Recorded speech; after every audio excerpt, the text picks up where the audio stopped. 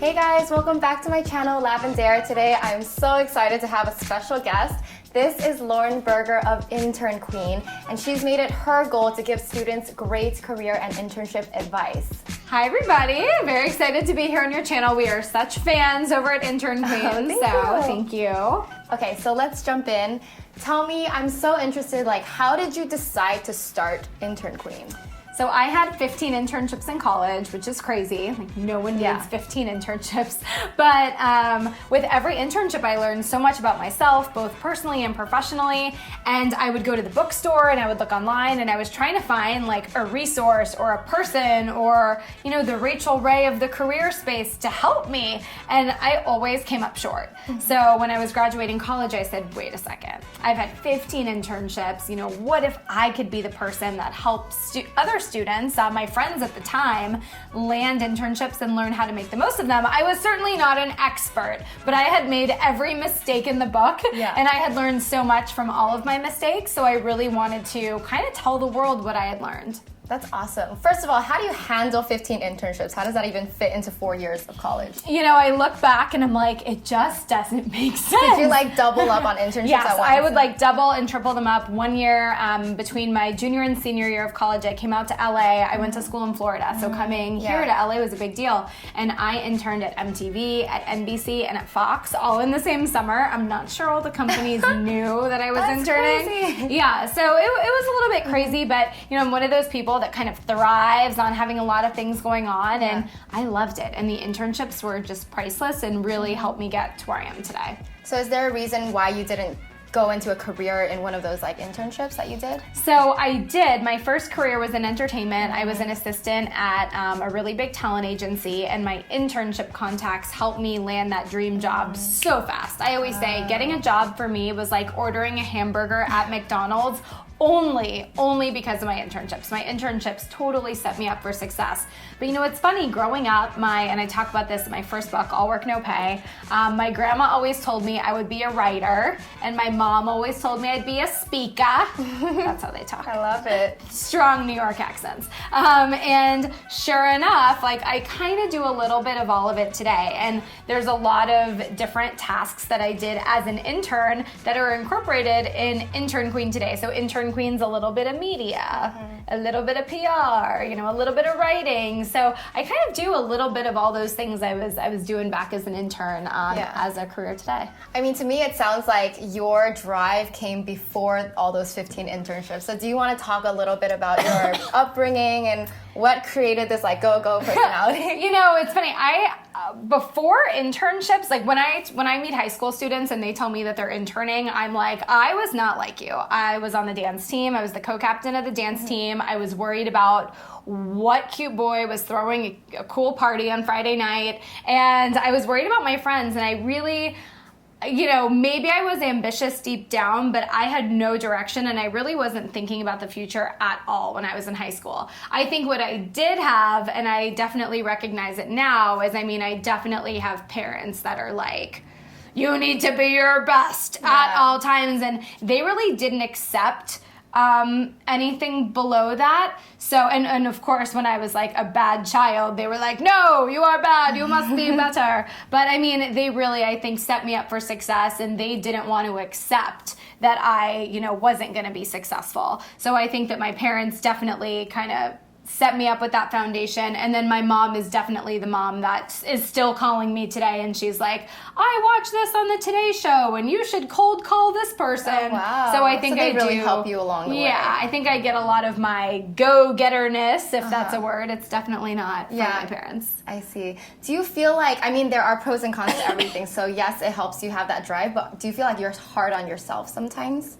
I get that personality. Oh yeah, definitely, right? Definitely. This morning, do you struggle with that part? Yeah. This morning, embarrassing story. I was late for our shoot today. Not to meet you earlier in the day. I would not be late for you. That's okay. But I was late today, and I was freaking out, and I was like, I'm running late, and this, and the whole team's waiting for me. And what did I do? I didn't back out of my garage correctly, and boom. Oh no. I would say, I feel like that's the an example of just being hard on myself for no reason and being like, leave, what are you doing? You're late. So, we're all hard on ourselves sometimes. Okay. So I want to ask, like, do you take time for yourself? Do you have like a self-care routine? Any a hobbies? self-care Right. routine. I as you're saying that, I'm like, I wish I had a self-care routine. I would say that I try by like maybe 11 p.m. every night to be like, okay, stop. Like, okay, stop. Like, go take a shower. Go organize your clothes. Go do something like mindless, you know, and end your night the way you want to end it, not the way your inbox wants you to end it. Yes. So I try to end my nights, I would say, on my terms. Like, I need to have like, I go to bed late, but I do have that relaxed period at the end of the night, which is important to me. I try to do that on the road as well. Like, after a certain time, no matter what, the computer just has to close, or else you're going to bed thinking of emails. Yeah. So I do try to make sure there's an end time, even if it's late, like an end time, and that there's an activity after that, even if it's just, usually it's just sitting in bed watching TV, just so I can kind of relax and, again, wind down on my terms and not like our clients' terms. Yeah, no, I totally love that. I do believe you have to like set a time to like stop working, especially when you're like doing something, like you're your own boss, you know? No one's telling you when to start and stop work. So right, and you have to tell yourself, and when you're your own boss, and really in almost every industry and every position today, we're all too busy, we're all too connected, we all have too many things to do. So at the end of the day, like, a to-do list is almost becoming unhelpful because the to-do list just goes on and on and on. So it's really up to all of us to prioritize and kind of draw that line and say, okay, and now the work is done. Yeah. Because I'm saying it's done. Yeah, exactly. For me, I always, like, I have a huge to-do list, but every day I'm just like, okay, I'm just going to try to finish 3 things. And if I get those done, like, I think that's great fine. Because you sort of have to define your own success. And if you don't do that, then you're like, oh my God, I didn't finish my 30 things on my to-do list, so I didn't have a good day, right? So I think that's great advice for everybody, that if you finish 3 things, that is success. I think that's great. Okay, so let's talk about you as you've been building your empire since 2009, right? So what has been the biggest struggle over the, I mean, it's a big question. There's so many struggles. I think that in running your own business, there's a new struggle every year. There's like a new theme, right? Before, when I was running my own business for the first 2 or 3 years, it was just me in my apartment with my computer. So a lot of my struggles were like self-contained in a way. Now my struggles include other people because I have employees now. I have a team now. So it's not just about me. I was telling my employee the other day, I was like, you don't know how much I think about you. Like, it's weird. I appreciate that.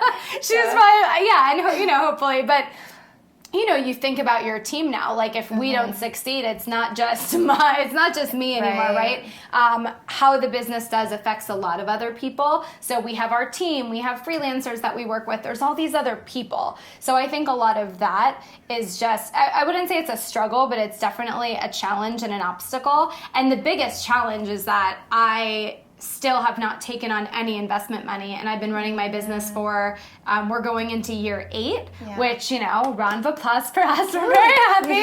But I mean, it's a big math problem. Like, my mom is a math teacher, and I never thought I would have to use math. I hate math, and I have to use math every single day, and it's always a matter of saying, like, okay, this is what we want to do, but can we afford to do that, you know? And if we do that, can we still afford to pay everybody on our team and pay, we have an office now, you know, pay the rent for office and do all these things. So it's always a balancing act, and it's always a big math problem. So I think that's maybe been the biggest struggle or challenge. I like the word challenge, right? It's a challenge. That's because a happy everybody way goes to through say it.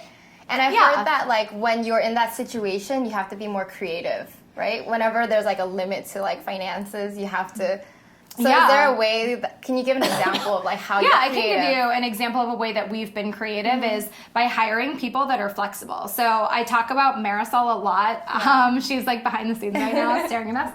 But Marisol's our executive assistant, and when we hired her, we couldn't afford to hire an executive assistant full time. So, you know, she was very flexible. She had another part-time job at the time, and she came on 15 hours a week. And then as, you know, we kind of got into a rhythm and we were able to rationalize kind of the expense of Marisol, you know, all the time. And as we really saw the value in her work continue to grow, we were able to say, okay, now we can do 30 hours a week. And, you know, now she is full-time salary, and, you know, that'll keep increasing. So it's nice to hire flexible people. I think that's, a piece of advice that I have for other entrepreneurs out there is, like, you don't need to hire the the crazy Harvard grad as your first employee. Like and you know what? I don't think that I really ever need that. I have found, very, very valuable people that have started as flexible and have come on and been a great big part of our Intern Queen family. As long as they have the passion and they want to be there. there. And I think people being a culture fit is really important too. So at Intern Queen, it's not just getting people that want a job, right? But it's people that are passionate about the message and want to work with young people on a daily basis. Not everyone wants to call college students all day and talk about internships. So it's important to find those people that are passionate about whatever it is you're doing. Yeah. And this is a great transition into those who are looking to get their dream internship or job. First you need the passion, but I'm sure there's so much behind that. So can you give some practical tips for people? Practical tips for people looking for an internship or a job or both? I mean, let's pick one. Internship. Sure. So when you're looking for a dream internship, I think focus is the most important thing. I meet a lot of students who say, well, I wanted to get an internship last summer and I applied for 2 things and it didn't work out, so I didn't get anything. No. You gotta have the I'm gonna get an internship or an I'm gonna get a job mentality. And if you believe it, other people are gonna believe it. And applying to 2 places just isn't gonna cut it. So I suggest starting with 10. You apply for 10 internships and then you kind of go every 2 weeks, you kind of add more to your roster. So you start by applying for 10 internships, you put those applications out. 2 weeks later, crickets, then okay, you apply for another 10 and you keep going. And it sounds excessive, but internships, especially summer internships, they're so competitive. And, a big company like a Michael Kors, for example, they could be looking for one intern. One intern, they might get 2,000 resumes. You never know. So it's really important to make sure you're applying for enough opportunities so that you actually walk away with an internship in your hand. So I think focus and determination is really important. And then just blocking out your time, because everyone's busier than the next person, right? We all have so much going on these days. You have to block out time to actually sit down, do the research, and put together your applications. Yeah. Do you have any more tips for jobs? Is it different compared to internships? I think the mindset is very similar. I always say when you don't have a job, your job is to get a job. So you should be going somewhere, 10 to 4 p.m. every day and doing different things to look for a job. So not just going to the regular job sites, but we did a Twitter chat the other night and I said, seniors in college are like farmers. They should just be planting seeds, right? As a senior in college about to graduate, your job is to plant seeds with as many people as possible and let them know that you're coming into the world. You are about to graduate, so that when you do call them, when you have graduated and you're looking for that job, they already knew. They already know. They have you in the back of your mind. So I think when you're looking for a job or looking for an internship, part of that process is just letting people know what you're up to and what you're looking for, and doing that in advance. I would say 3 months before it's crunch time to find that internship, start planting those seeds, circle back to any professional connections. And you'll be ahead of everyone else because everyone procrastinates with those kind of no one else too. is doing it. They're waiting till the last minute. So just really think ahead of time. Okay. So plan your life ahead of time and just be super determined. You're going to get it no matter what. Absolutely. And then also just make sure that you're catering all of your materials for the position that you want.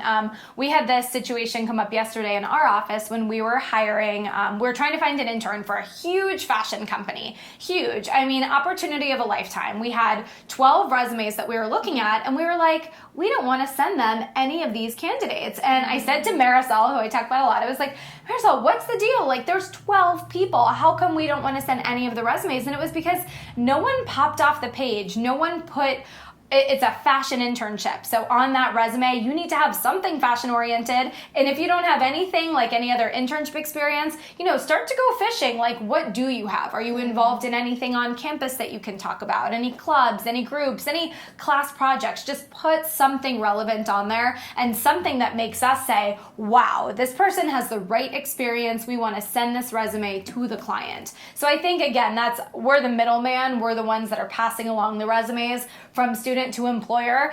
Give those middlemen a reason to pass it forward, right? Give those employers a reason to want to read your resume instead of the other 11. So you sound like you've always been very confident, and I know that some people out there don't have that confidence when they're trying to find that internship or job, and confidence is a big thing when you go into an interview. So do you have any tips on people who aren't as confident? Yeah, I think practice makes perfect. So I think the more well-informed you are on the company that you're interviewing with, on interview skills in general, the more practice and mock interviews that you've done, the more prepared and the more confident you're going to feel, because you're going to be like, been there, done that. Like, I know how to do that. So I think a couple things. One is, if you do a lot of interviews, that's okay. Don't let that get you down. Going to an interview, even if you don't land the position, just going through the experience of interviewing is a positive thing. And then also, again, if you're in college, utilize that career center. If you're in high school, utilize your guidance counselor. They'll often do practice interviews for you. In my first book, All Work, No Pay, we have a list of practice interview questions. At career centers, there's lists of practice interview questions. Read those, and then just do your homework on not only the company, but the person that you're interviewing with. Stalk them on LinkedIn. Right. I think that's great. Do you have any last pieces of advice for people out there trying to build their dream career? Yeah, I think that, internships change lives. I mean, not everyone is going to go on to be the intern queen, obviously, right? There's only room for one queen. You don't need to make internships your job like I have, but every successful person I know, they say one thing, and that is, it all started with an internship. So that is my food for thought that I'll leave everyone with today. Yeah, me too. I did like 7 internships in college, and they all taught me something different. Yeah, and they all, I think, and they help you get to where you want to be. So I think it's a very powerful thing. All right. Thank you so much for this. You're so helpful. Yay. So everybody Thanks for having follow Lauren Berger at the Intern Queen. I'll put all the links right here on the screen. Yay. Thanks, everyone. Bye.